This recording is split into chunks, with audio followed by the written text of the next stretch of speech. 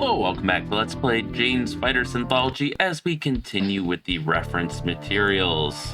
Now, okay, so we got a couple items left in the tank section, and so we will go over that today, beginning with the T-80. T-80, titled T-80 Main Battle Tank Development. The T-80 was developed from the T-64A MBT in the late 1960s by the Katin Shesmurin Popov Bureau at the Kirov Works in Leningrad, and differed from earlier Russian MBTs in that it was powered by a gas turbine engine rather than a diesel. By 1970, the prototype was already undergoing trials under the designation of Object 219. Further development resulted in the T-80, which was accepted for service in 1976, with the first production being undertaken at Leningrad. Since it entered production, the T-80 has been constantly improved with a more powerful gas turbine engine, addition of explosive reactive armor, and improvements to the 125mm weapon system.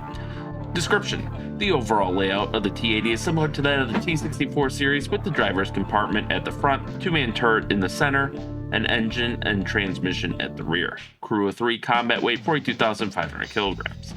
Reminder that at the time this game was made, information on T-80 was probably still very sparse, since it was one of Russia's newest tanks at the time, and the Berlin Wall and the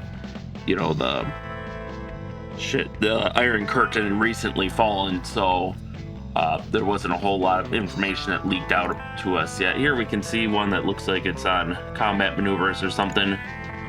Another one with crews maintaining it. Here's one looking like it's on a parade in city streets or something. Here's another one. We can see a guy up manning the turret. And another one. This one looks like it's on display. And here's our 3D view. We can see machine gun. I'm guessing this is supposed to be some sort of radio antenna. I think these are supposed to be like the long-range field tanks you sometimes see on the back of Soviet tanks. Oh no, not a bad model, really.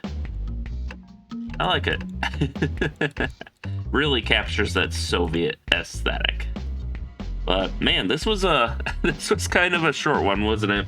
Well, I know there will be other short ones, especially once we get to the structures. And I guess from what I understand, the T-80 itself is becoming a bit of a rare breed. Just off the top of my head, I know more T-80s have been lost by Russia in the Russian invasion of Ukraine than were in active service at the start of the Russian invasion of Ukraine. So I guess its active protection measures are, well, I guess passive mostly. There was one with an experimental active protection measure, but that was lost actually in the first months of the war.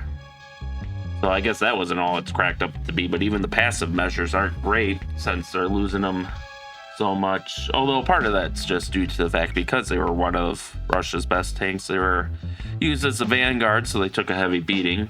That's why now they're turned into older T-72 Urals and even T-62s, T-55s, that sort of thing.